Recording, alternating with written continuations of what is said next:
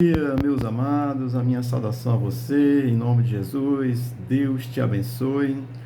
Hoje é segunda-feira, 15 de janeiro de 2024. Vamos continuar meditando na palavra de Deus. Estamos falando aqui rapidamente sobre a ideia progressista, tá certo?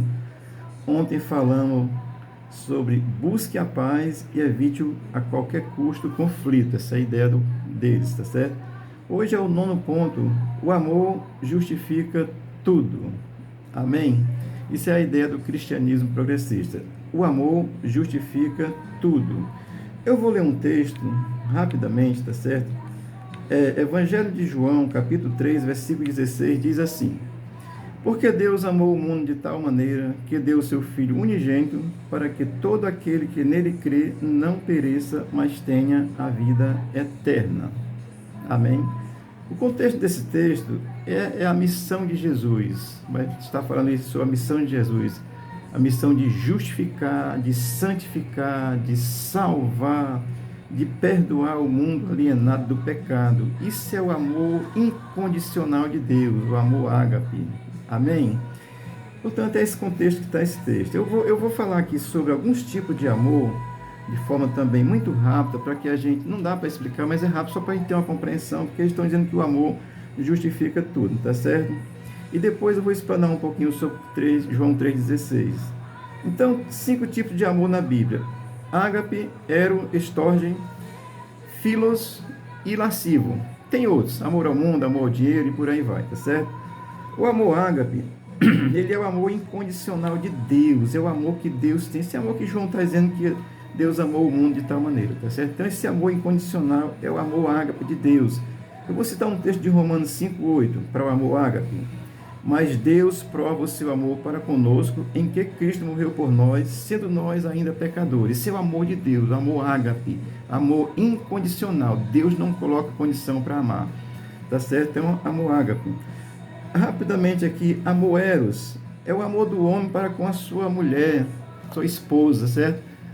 Marido e mulher, é o amor de um para com o outro. Esse amor que leva ao relacionamento, que gera aí os desculpa, tá certo? Que gera os comedores de rapadura, tá certo?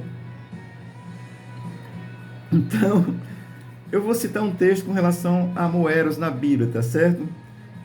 Cânticos, capítulo 1, versículo 2, diz assim: Beije-me com os beijos da sua boca, porque melhor é o teu amor do que o vinho. Leia Cântico lá.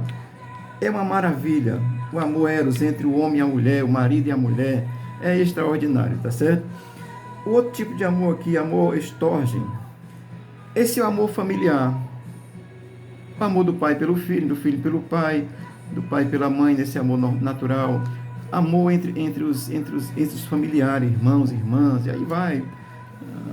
Quem você quiser botar aí como sua família que mora com você. Então, esse amor estógeno é o amor familiar, é o amor pela família. Eu vou ler um texto aqui rapidamente. Efésios capítulo 6, versículo 1 a 14, diz assim: Filhos, obedecei a vossos pais no Senhor, pois isto é justo. Honra teu pai e a tua mãe, porque é o primeiro mandamento com promessa, para que te vá bem e seja de longas vidas sobre a terra.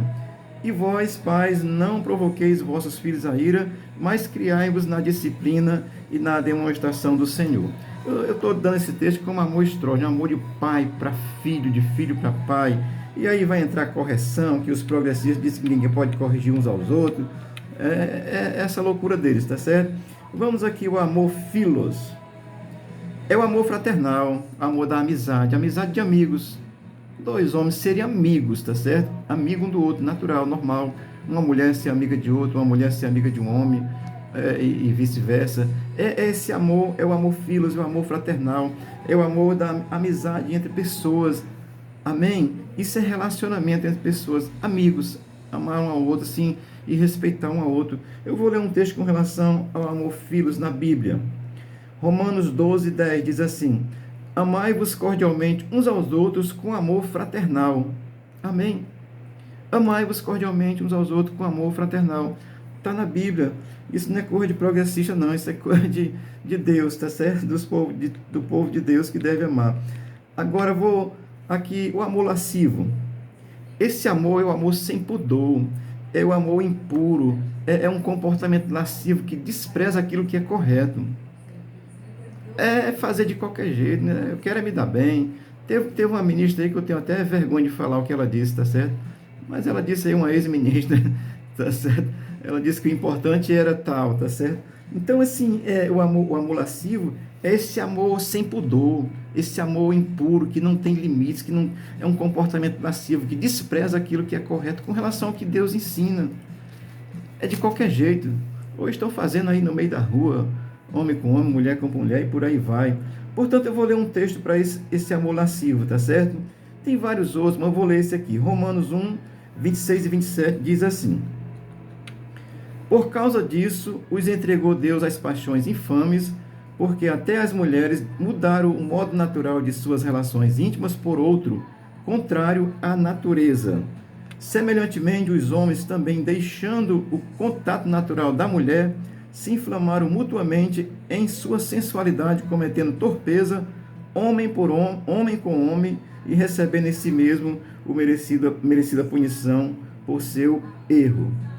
Isso é o amor lascivo, o amor imoral, o amor que não tem limites, que faz qualquer coisa, que diz que tudo está certo, não importa como, o importante é ter prazer. Esse não é amor de Deus, não. Esse é amor humano, é o desejo lascivo, sexual, imoral, que não tem limites, que não se impõe limites, que não tem regra, que troca o certo pelo errado, que não quer nem saber, não está nem aí, chuta o pau da barraca e seja, não é nem o que Deus quiser, não, é o que o diabo quiser, tá certo? Amém. Depois de ter falado rapidamente sobre esses 5 tipos de amor na Bíblia, e tem outros, eu falei aqui do amor ágape, eros, storge, filos e o amor lascivo, eu quero voltar ao texto de João 3,16 e vou aqui explanar um pouco do texto rapidamente também, tá certo? Diz assim: porque Deus amou o mundo de tal maneira. Esse é o amor incondicional. Deus amou o mundo, esse mundo que está aí caído, pecaminoso, no pecado, na imoralidade, na mentira, na perversão, na traição, no roubo, em tudo que está de errado aí no mundo. Deus amou esse mundo aí porque Deus ama as pessoas, porque é a criação dele. Está pervertida, perdida, precisa voltar para Deus. Portanto, Deus amou o mundo de tal. Esse é o maior amor que se pode se imaginar. É o amor ágape, o amor de Deus pela humanidade, tá certo? Aí a segunda parte do versículo diz: que deu o seu Filho unigênito. É a maior oferta. O único Filho de Deus, o Filho unigênito de Deus, ele deu para ser crucificado. Então, isso é a maior oferta de amor que Deus deu. Você não pode pagar seu pecado com dinheiro, não, tá certo?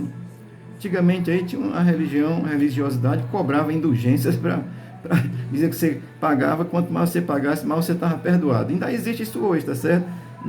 No cristianismo progressista hipócrita, tá certo? Portanto, deu seu Filho unigênito, maior oferta de amor, o único Filho de Deus, tá certo? Para quê?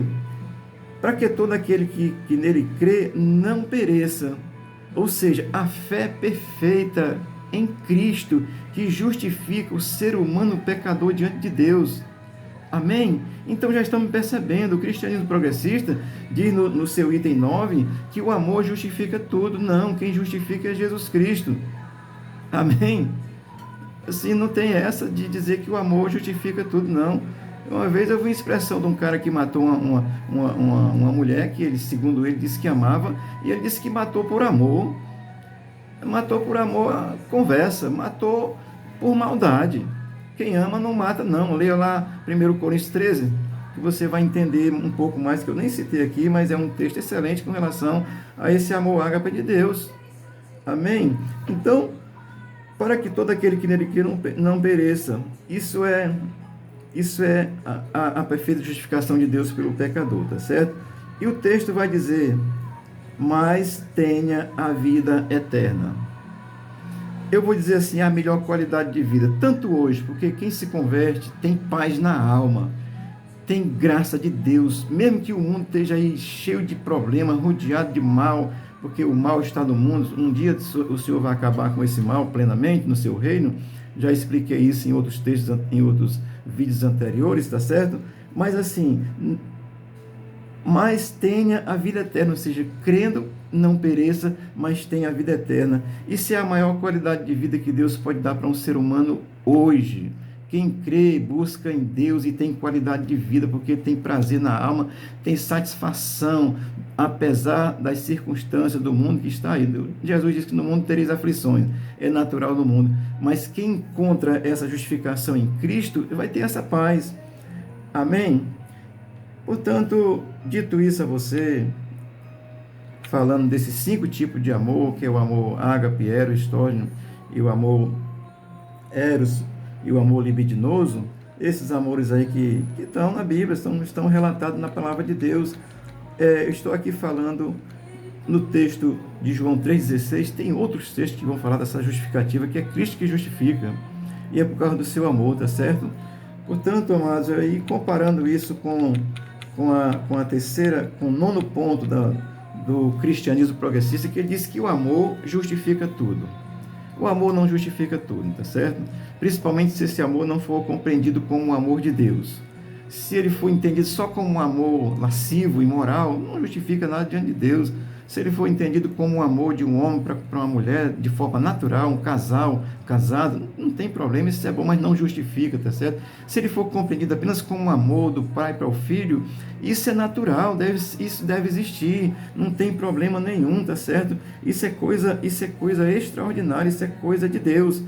E se ele for compreendido apenas como esse tipo de amor que são comuns, naturais, não justifica o ser humano diante de Deus, não. É o amor de Deus que deu Cristo para morrer na cruz que justifica o ser humano.